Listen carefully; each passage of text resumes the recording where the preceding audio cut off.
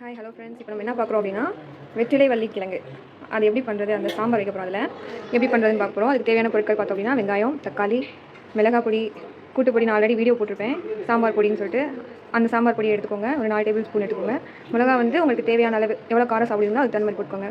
தாளிக்கிறதுக்கு கடுகு, சீரகம், மல்லித்தலை, கருவேப்பிலை எடுத்து வச்சுக்கோங்க. பெருங்காயத்தூள் எடுத்து வச்சுக்கோங்க. இந்த மாதிரி 4 கிழங்கு எடுத்து வச்சுக்கோங்க. அது சீவனக்கப்புறம் இப்படி தான் இருக்கும். அதை வந்து என்ன செய்யுங்கன்னா இந்த சைஸுக்கு கட் பண்ணி நம்ம வச்சுக்க போகிறோம்.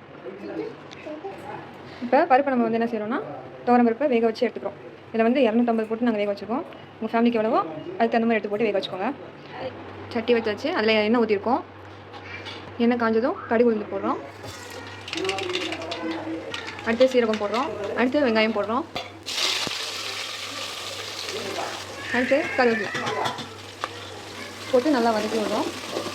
வெங்காயம் நல்லா வதங்குற வரைக்கும் கிண்டிகிட்டே இருங்க. இப்போ நறுக்கி வச்சுருக்க கிழங்கு தூக்கி நம்ம என்ன செய்யணும்னா அதில் போட போகிறோம். தாளிச்சு வச்சுருங்க. எல்லாத்தையும் போட்டு வதக்குறாங்க.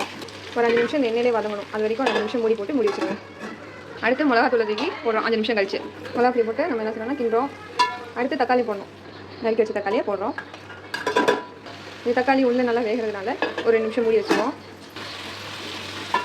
பெருங்காயத்தூள் போடுறோம். அடுத்து ஒரு 2 நிமிஷம் வேக வச்சுட்டு பெருங்காயத்தூள் போட்டுக்கோங்க.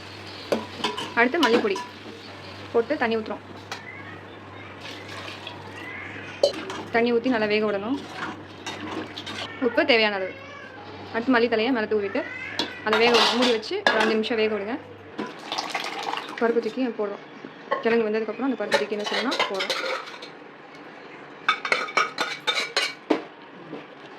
ஒரு 5 நிமிஷம் கொதிக்கவும் 5 நிமிஷம் கழிச்சு ஆஃப் பண்ணி விட்டுருங்க. அவ்வளோதான் ரெடி.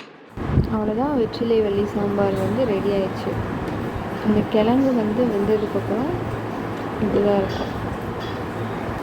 பாருங்கள் எப்படி நல்லா வெந்திருக்குன்னு. நம்ம குக்கரில் வைக்கணும்னு அவசியம் இல்லை, சட்டிலே நல்லா வெந்துருச்சு. Thank you friend. நீங்களும் ட்ரை பண்ணுங்கள். டவுட் இருந்தால் கமெண்ட் பண்ணுங்கள், ஷேர் பண்ணுங்கள், சப்ஸ்கிரைப் பண்ணுங்கள்.